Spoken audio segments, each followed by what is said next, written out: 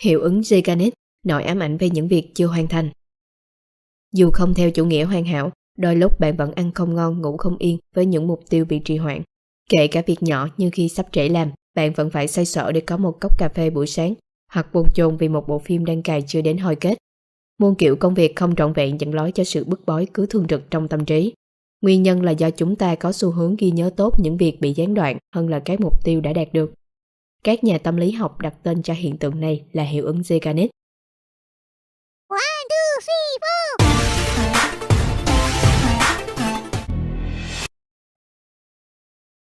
Hiệu ứng Zeigarnik mô tả hiện tượng tâm trí luôn bị gõ cửa bởi những điều còn dang dở. Dù đã gác lại và nhảy sang hoạt động khác, nhiệm vụ ấy cứ liên tục hiện ra trong đầu và lôi kéo bạn quay trở lại. Cảm giác day dứt chỉ tan biến khi bạn đã hoàn thành mục tiêu đó.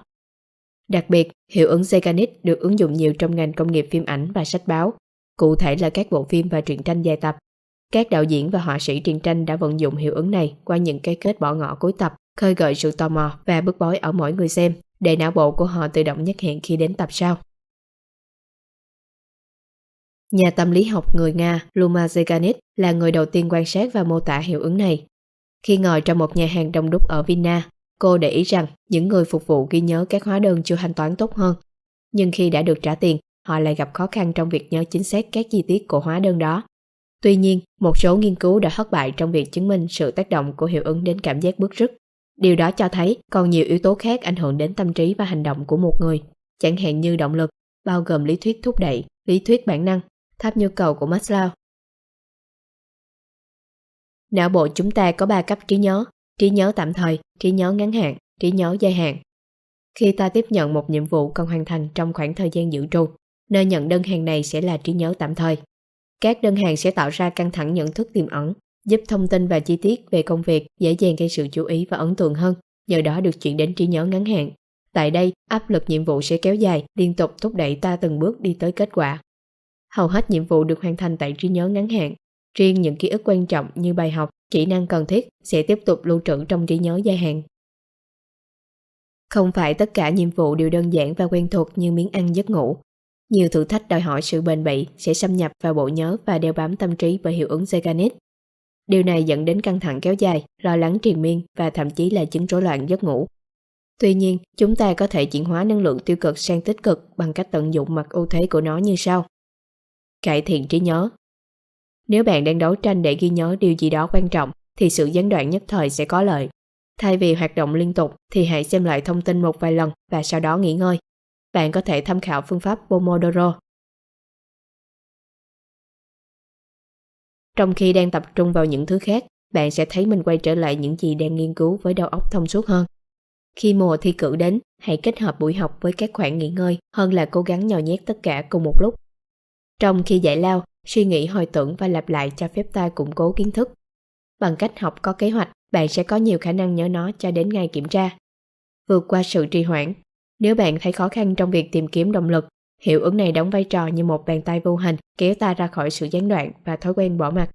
Thay vì lảng tránh và cố dồn tất cả vào giai đoạn nước rút, chúng ta hãy chia nhỏ công việc và bắt đầu những bước đơn giản nhất.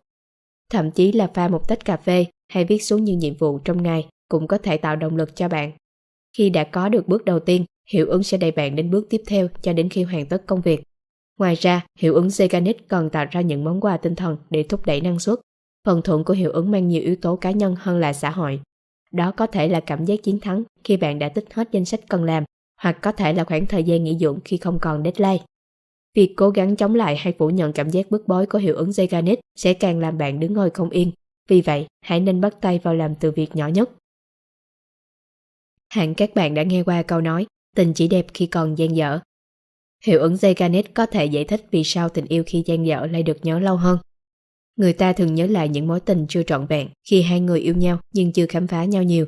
Ít ai nhớ những mối tình đã no soi chán chè.